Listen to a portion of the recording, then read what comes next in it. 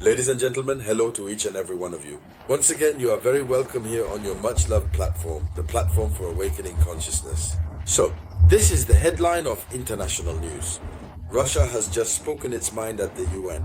You know, Russia is discovering that it cannot trust the United States of America, given everything that is happening. Russia has opened its heart to America.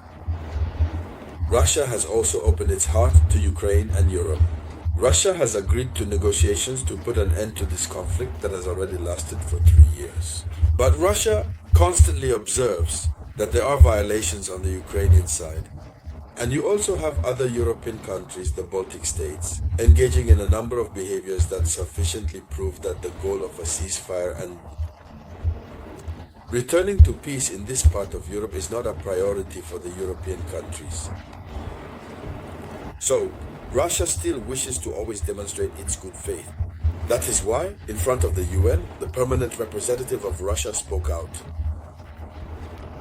But also and above all, in the context of this video conference, we will discuss what some European countries are doing, the harm they are causing to some Russians who have become citizens in their countries. It's as if to say that on one hand we are trying to solve a problem, while on the other hand we are trying to create other problems so that peace never returns to this part of Europe. So, ladies and gentlemen, this is what we will discuss in this video conference, which I ask you to share as widely as possible.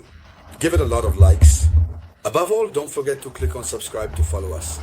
And then, don't forget, always put our political slogan in the comments. You put there, it's already won. So let's dive deep, dear ladies and gentlemen. As you may already know, in front of the UN, in a significant announcement to the world, the Deputy Permanent Representative of Russia to the UN, named Dmitry Polyansky, announced this with great emphasis on this important occasion. He says that Russia is absolutely ready for a military scenario. Russia is ready. It's not because Russia is tired of waging war, or that Russia has run out of ammunition, or that Russia has no more soldiers, but because Russia wants to prioritize peace. Otherwise, Russia is ready for the military scenario. He says that Russia is absolutely ready for a military scenario to resolve the conflict in Ukraine. If they want the conflict to be resolved militarily, and only by military means, by the way of arms, whoever wins, wins, Russia is absolutely ready. Then he continues by saying this. He says, but Russia prefers diplomatic means. We prefer diplomatic means. He continues, he says in his speech, thanks to the dedicated efforts of the Russian and American presidents, there is a real opportunity to find a diplomatic solution and thus save tens, even hundreds of thousands of Ukrainian lives of both nations.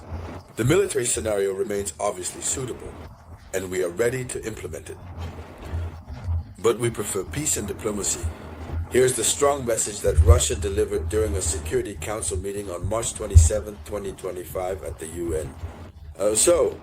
He mentions that, in fact, Kiev continues to plan and carry out strikes against Russian energy infrastructure, and while trying to deceive Russia and the United States of America, Ukraine seeks to undermine any peace agreement. Here is what he says. Russia's observation is real, it's tangible, but since it is now being denounced before the United Nations Security Council, we hope that the Security Council will take measures. I have said it here several times. And here is Russia repeating exactly as I mentioned what I said just a mere 24 hours ago. I have reiterated several times here that Ukraine under Zelensky does not want peace. There, I was very clear because the equation is very simple. There is martial law currently in effect in Ukraine, which prohibits elections.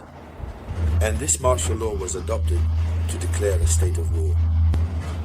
As soon as the state of war is lifted, elections will automatically take place. Zelensky knows that if elections are held, he will lose. So what does he need? What suits him? It is to undermine any peace agreement. The agreements on rare earths. Regarding minerals, Zelensky is ready. But he wants to continue to stay in power and benefit from the proceeds, the agreements on minerals. Because it's money. This first package, that will come, he must pocket his share when the elections are organized, even if he has to leave. Let him leave. That's the logic of Volodymyr Zelensky.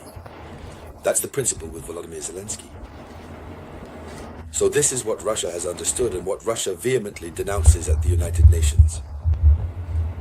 And so, beyond this aspect, here is another Baltic country that has caused damage, that wants to cause damage, real damage, to its own citizens of Russian origin.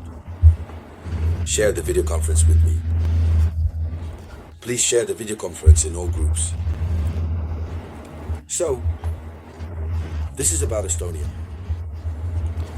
The Estonian parliament has voted to abolish the voting rights for Russians in the country. This was reported by the media outlet DW. The government has thus adopted a constitutional amendment. The Estonian government has adopted a constitutional amendment that deprives citizens of third countries residing in Estonia of the right to vote in municipal elections. That is to say, those who came. In fact, from Russia, more specifically, who settled on Estonian territory a long time ago, who even have citizenship normally, if I'm not mistaken, and who had the right to vote. Now, they no longer want these people to have the right to vote. So, the reform still needs to be approved by the country's president. The parliament has adopted it. It must now go to the Estonian president.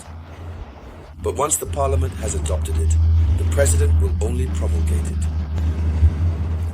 So, if this amendment is approved, this change will mainly affect about 80,000 Russian citizens permanently residing in Estonia. Permanently residing in Estonia means that they already have nationality in some way. But given their origin, they don't want to strip them of nationality, but they want to limit their rights. Estonia is starting to think that if these people have the right to vote, they will seek to impose people in their country who have the mentality, Russian mindset. That's what it's about. So, under the current legislation, they can participate in local elections, but not in national elections. So here's the whole truth about what Estonia is preparing. In either case, we easily understand that around Russia, the European countries, and the country mainly concerned, which happens to be Ukraine, do not want peace to return at all. That is why such acts of provocation are being carried out by Estonia. And so, ladies and gentlemen, that was the headline of international news. Thank you for sharing it as much as possible. I will be back shortly with more news by the grace of Almighty God. Thank you very much.